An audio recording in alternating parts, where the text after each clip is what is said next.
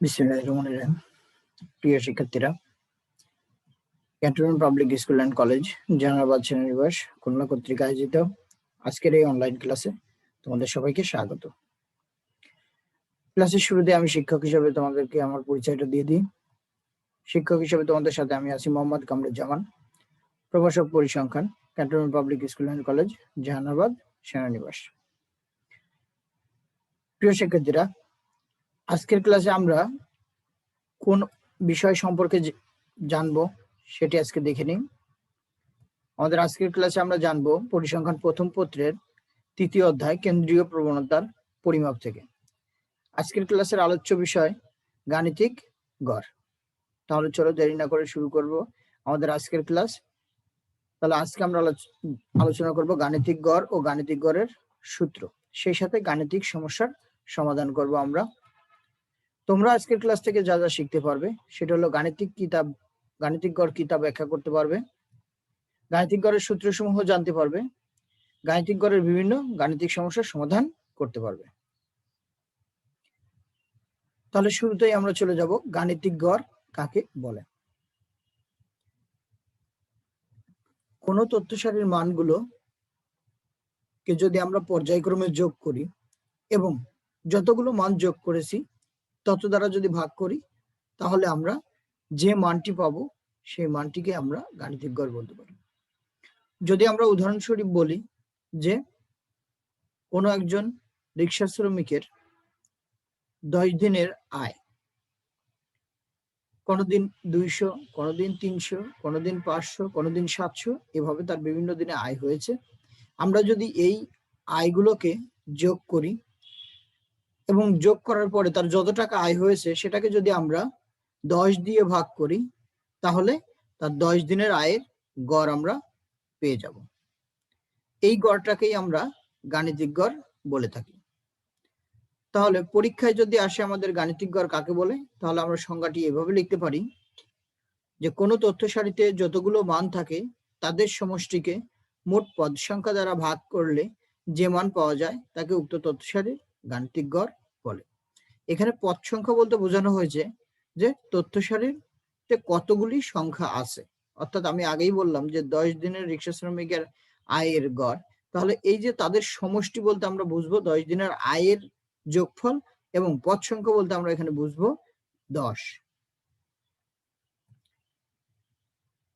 গাণিতিক গড় নির্ণয়ের এই পদ্ধতিকে দুইভাবে নির্ণয় করা যায়। একটি হলো শ্রেণীকৃত তথ্যের, অর্থাৎ যে তথ্যের মানগুলো সাজানো থাকে। আরেকটি হলো অশ্রেণীকৃত তথ্যের মান, যে তথ্যের মানগুলো অগোছালো বা বিচ্ছিন্নভাবে থাকে, যেটি সাজানো থাকে না। তাহলে আমরা শুরুতেই জানবো অশ্রেণীকৃত তথ্যের ক্ষেত্রে গাণিতিক গড় নির্ণয়ের সূত্রটা কি। তাহলে আমরা যদি বলি যে x1, x2 এভাবে xn সংখ্যক চলকের মান আছে এবং সেখানে আমরা এই x1, x2, x3 এভাবে xn সংখ্যক মানকে যোগ করলে পাবো সাম of i = 1 to n xi, এবং মোট মান আছে আমার এখানে n সংখ্যক, তাহলে এখানে পদ সংখ্যা হলো n। তাহলে আমি সাম অফ xi ভাগ n করতে পারবো, যেখানে আমরা সাম অফ xi কে যদি ভাঙি তাহলে পাবো x1, x2 plus x3 plus plus xn এভাবে। এবার চলে যাব আমরা একটি ম্যাথে, কিভাবে বাস্তব সমস্যাটা সমাধান করতে পারি। আমরা এখানে দেখতে পাচ্ছি যে কোনো একটি প্রতিষ্ঠানের 5 জন শ্রমিকের বয়স দেওয়া আছে, এখানে 25, 27, 28, 30 এভাবে মোট 5 জন শ্রমিকের বয়স দেওয়া আছে। আমরা এদের গাণিতিক গড়টা নির্ণয় করব। তাহলে আমরা শুরুতেই ধরে নেব প্রত্যেকটা মান কি আসতে পারে। যেমন x1 = 25 ধরেছি, x2 = 27, x3 = 28, x4 = 30 এবং x5 = 26। এই 5টি মান এখন আমরা যোগ করব এবং 5 দ্বারা ভাগ করব। তাহলে এখানে গাণিতিক গড়ের সূত্র অনুসারে আমরা লিখতে পাই যে x bar = some of xi ভাগ n। তাহলে এই সাম অফ xi কে আমরা আবার ভাঙতে পারি, সেটাকে লিখতে পারি যে x বার = x1 plus x2 plus x3 plus x4 plus x5 ভাগ, এবার n এর পরিবর্তে লিখতে পারি 5। এবার আমরা x1 এর মান দেওয়া আছে 25, মানটা বসিয়ে দিলাম। x2 এর মান দেওয়া আছে 27, মানটা বসিয়ে দিলাম। x3 এর মান 28, x4 এর মান 30, x5 এর মান 26। মানগুলো বসালে, মানগুলো যোগ করলে আমরা পাই 136। একে আমরা 5 দ্বারা ভাগ করলে পাই 27.20। অর্থাৎ শ্রমিকদের গড় বয়স 27.20 বছর প্রায়। এখানে 27 বছর হলো পরিপূর্ণ বছরকে বোঝাচ্ছে, 0.20কে আমরা বোঝাচ্ছি নির্দিষ্ট একটা মাস। এবারে আমরা চলে যাব শ্রেণীকৃত তথ্যের গাণিতিক গড় নির্ণয়ের সূত্রটা কিভাবে নির্ণয় করতে পারি। শ্রেণীকৃত তথ্যের ক্ষেত্রে আমরা মনে রাখবো যে মানগুলোকে এখানে দুইটা সূত্রের মাধ্যমে আমরা নির্ণয় করতে পারি। একটা হলো সরাসরি পদ্ধতি বা সাধারণ পদ্ধতি, আরেকটি আমরা করতে পারি সংক্ষিপ্ত পদ্ধতিতে গাণিতিক গড় নির্ণয়। তাহলে যদি আমরা সরাসরি পদ্ধতিটা দেখি তাহলে আগের পদ্ধতির মতোই এটাকে আমরা বলতে পারি যে, যেমন x1 x2 dot dot x1 xn মানগুলোর গণসংখ্যা যথাক্রমে f1 f2 dot dot fn। যেখানে আমরা এই যে f1 f2 fn এগুলোকে যদি আমরা যোগ করি তাহলে হবে ওই মোট পদ সংখ্যার সমান, অর্থাৎ এটাকে আমরা n বলতে পারি। অর্থাৎ sum of fi equal to capital n। আমরা আগে দেখেছি স্মল n, এখানে দেখলাম ক্যাপিটাল n। তার কারণ হলো আগেরটা আমরা নির্ণয় করছি নমুনার ক্ষেত্রে, অর্থাৎ অল্প কিছু মানের ক্ষেত্রে, আর এটি নির্ণয় করছি আমরা সমগ্রকের ক্ষেত্রে, অর্থাৎ সমগ্রকের সকল মানের ক্ষেত্রে।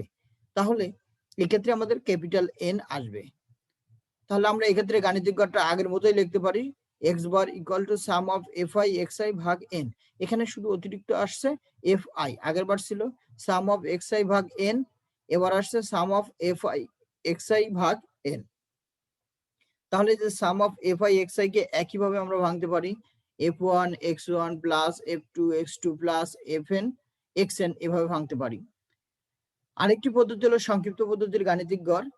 যখন তথ্য সারির মানগুলো খুব বৃহৎ হবে, অনেক বড় মান থাকবে, তখন ধাপ বিচ্যুতির মাধ্যমে আমরা মানগুলোকে ছোট করে নিব এবং খুব সহজে গড়টা নির্ণয় করতে পারবো।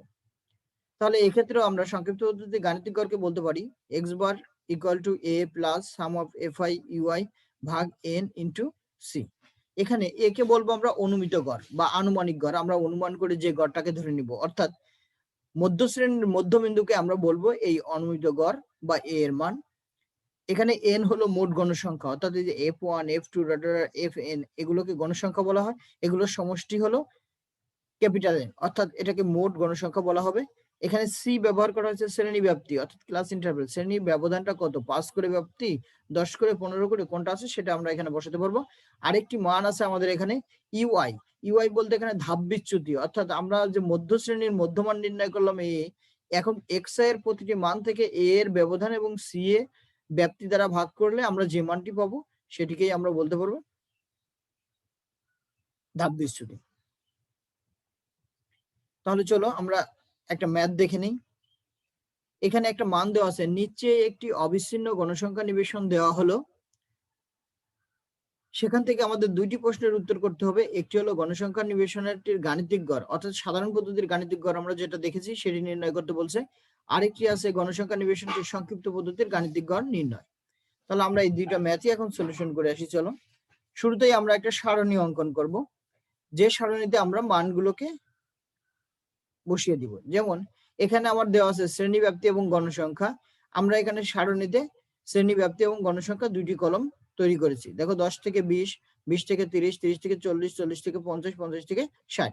তাহলে আমরা এখানে 10 থেকে 20, 20 থেকে 30, 30 থেকে 40, 40 থেকে 50, 50 থেকে 60 এখানে শ্রেণী ব্যাপ্তি বসিয়েছি, এবং তার পরের কলমে গণসংখ্যা বসিয়েছি। এখানে 5, 6, 10, 4 মানগুলো ছিল, মানগুলো গণসংখ্যা বসিয়ে আমাদের total some of fi equal to capital N equal to 27 আসছে।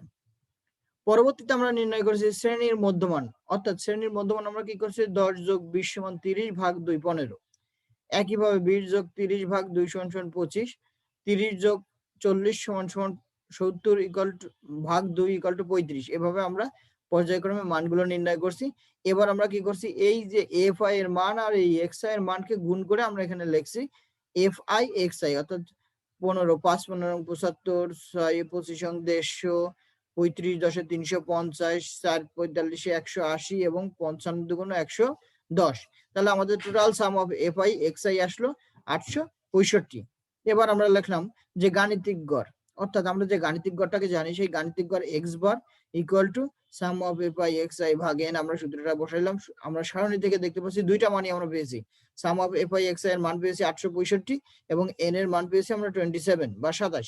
তাহলে আমরা 865 ভাগ 27 ইকুয়াল টু 32.04 প্রায়। তাহলে আমরা এখানে বলতে পারি যে এই অবিচ্ছিন্ন নিবেশনটির গাণিতিক গড় 32.04। এটি ছিল সহজ পদ্ধতি এবং এর থেকেও সহজে সংক্ষিপ্ত বড় মানটাকে আমরা খুব ছোট, যেমন আমরা এখানে sum of f i x i কে পেয়েছি 865। আমরা যখন সংক্ষিপ্ত পদ্ধতির গাণিতিক গড় নির্ণয় করবো তখন এই মানটিও অনেক ছোট হয়ে যাবে, অর্থাৎ মান যদি ছোট হয় তাহলে ক্যালকুলেশন করতে সহজ হয়। তাহলে চলো এবার আমরা চলে যাব সংক্ষিপ্ত পদ্ধতির গাণিতিক গড়ের অংশে। একইভাবে তোমরা দেখতে পেয়েছো প্রথম তিনটা কলাম আমরা আগেও যা করেছি এখনো তাই করলাম। শ্রেণীব্যাপ্তি আমাদের প্রশ্নে দেওয়া আছে, আমরা শ্রেণীব্যাপ্তি নিয়ে নিছি 10 থেকে 20, 20 থেকে 30, 30 থেকে 40, 40 থেকে 50, 50 থেকে 60। একইভাবে আমরা গণসংখ্যা নিয়ে নিছি 5, 6, 10, 4, 2, টোটাল গণসংখ্যা 27। আর শ্রেণীর মধ্যবিন্দু আমরা আগে যেটা নির্ণয় করেছিলাম সেটি আছে 15, 25, 35, 45 এবং 55। এবারে আসি আমরা ধাপ বিচ্যুতি বা ইউআই এর অংশে। ইউআইটাকে আমরা দেখি যে এক্স আই মাইনাস এ ভাগ সি। তাহলে এখানে সি হলো 10 থেকে 20 অর্থাৎ 10, 20 থেকে 30 এখানে ব্যবধান 10, 30 থেকে 40 ব্যবধান 10, 40 থেকে 50 ব্যবধান 10, 50 থেকে 60, অর্থাৎ সকল ক্ষেত্রে আমার ব্যবধান সমান, অর্থাৎ 10 করে আমার শ্রেণী ব্যাপ্তি। আরেকটি মান আছে এখানে এ কে বলছে আমি মধ্য শ্রেণীর মধ্যবিন্দু। তাহলে আমরা এখানে দেখতে পাই যে 15 এবং 25 উপর থেকে দুইটা শ্রেণী এবং 45 এবং 55 নিচ থেকে দুইটি শ্রেণী, তাহলে মধ্য জায়গায় অবস্থান করতেছে 35। তাহলে আমরা এই 35 কে বলতে পারবো এ এর মান। তাহলে আমরা এখানে কি বলতে পারি 35টাকে যদি আমরা এ এর মান ধরি তাহলে এই সূত্র অনুসারে প্রথম এক্স এর মান 15, সেখানে এ এর মান 35 ভাগ সেখানে সি এর মান 10। তাহলে 15 থেকে 35 বিয়োগ করলে থাকে -20 ভাগ 10 যদি করি তাহলে -2। দেখো এখানে -2 চলে এসেছে। একইভাবে আমরা যদি পরেরটা নির্ণয় করি তাহলে এখানে আছে 25, 25 থেকে 35 কে যদি আমরা বিয়োগ করি, বিয়োগ করার পরে আমার থাকবে -10, সেটাকে আমি 10 দ্বারা ভাগ করলে -1। একইভাবে এখানে এক্স এর মান 35, এ এর মানও 35, এক্ষেত্রে আমরা 35 থেকে 35 বিয়োগ করলে 0, 0 কে 10 দ্বারা ভাগ করলে 0 পাওয়া যাবে, যেখানে ইউ এর মান 0। একইভাবে পরেরটা আছে 45, তাহলে 45 থেকে 35 বিয়োগ করলে এবার +10 আসতেছে, মানে পজিটিভ মান আসতেছে, এটাকে 10 দ্বারা ভাগ করলে 1। দ্বিতীয়টা দেখো 55 থেকে যদি আমি 35 বিয়োগ করি তাহলে এখানে থাকতেছে 20, যেটা পজিটিভ, 10 দ্বারা ভাগ করলে এখানে আসছে 2। তাহলে আমরা এখান থেকে একটি জিনিস বুঝতে পারলাম যে আমরা যদি এই ক্যালকুলেশনটা না করেও যদি খুব সহজে এই পদ্ধতি এটাকে নির্ণয় করতে চাই তাহলে আমরা কিভাবে নির্ণয় করতে পারি, আমরা যেখানে এ এর মানটা ধরবো সেই মান সাথে সাথে ইউ এর মানটা 0 হবে। তার থেকে আমরা পর্যায়ক্রমে উপরের মানগুলোকে নির্ণয় করব, সেখানে আসবে মাইনাস ক্রম অনুসারে -1, -2 এভাবে ক্রম অনুসারে আসবে। আর পরের গুলো অর্থাৎ মধ্য শ্রেণীর মধ্যমানের পরের মানগুলো পর্যায়ক্রমে পজিটিভ আসবে। এবারে হলো আমাদের সর্বশেষ ধাপ, সেটি হলো এই যে এখানে এফ আই আছে এবং ইউআই আছে, এই দুটাকে আমরা সহজে গুণ করতে পারি। দেখো ক্যালকুলেটরের প্রয়োজন নেই, এখানে মুখে মুখে এই গুণটা করা যায়।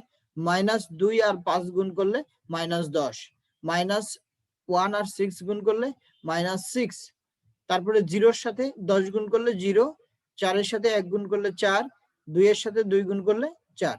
এবার আমরা এখানে দেখো ক্যালকুলেশন করতে পারি। আমার পজিটিভ মানে আছে 4 আর 4 8, নেগেটিভ মানে আছে 10 আর 6 16, তাহলে 16 থেকে 8 বিয়োগ করলে থাকে -8। তাহলে আমরা এখানে পেয়ে গেলাম যে সাম অফ এফ আই এবং সাম অফ এফ আই ইউআই। তাহলে এই মানগুলোকে আমরা এখন সূত্রে লিখে আমরা জানি সংক্ষিপ্ত পদ্ধতি গাণিতিক গড় x বার equal to a plus sum of f i u i ভাগ n ইনটু সি। তাহলে এই ক্ষেত্রে আমরা a এর মান পেয়েছিলাম 35, বসিয়ে দিলাম। F some of f I U এর মান পেয়েছি -8, n এর মান পেয়েছি 27 আর c এর মান 10। আমরা যদি এই -8 এর সাথে এই 10টা গুণ করি, যেহেতু দুইটাই লবের অংশ, তাহলে গুণ করলে হবে -80। -80 কে 27 দ্বারা ভাগ করলে আসবে 2.965, সেটি 35 এর সাথে যোগ করলে -2.963, তাহলে এটা 35 এর সাথে বিয়োগ করলে আসবে 32.04 প্রায়। তাহলে আমরা দেখতে পেলাম যে সাধারণ পদ্ধতির গাণিতিক গড় অল্প মানের জন্য সহজ হলেও বেশি মান নিয়ে আমরা যখন বা অধিক তথ্য নিয়ে আমরা যখন কাজ করব তখন আমরা সেক্ষেত্রে সংক্ষিপ্ত পদ্ধতির গাণিতিক গড়টি নির্ণয় করতে পারবো। প্রিয় শিক্ষার্থীরা, আজকের ক্লাস থেকে আমরা যা যা শিখতে পারলাম সেটা হলো গাণিতিক গড় কাকে বলে, অশ্রেণীকৃত তথ্যের গাণিতিক গড় নির্ণয়ের সূত্র। এবার একটা ম্যাথ করেছি আমরা, কোনো একটি প্রতিষ্ঠানে 5 জন শ্রমিকের বয়স দেওয়া ছিল, সেখান থেকে আমরা গাণিতিক গড় নির্ণয় করেছি।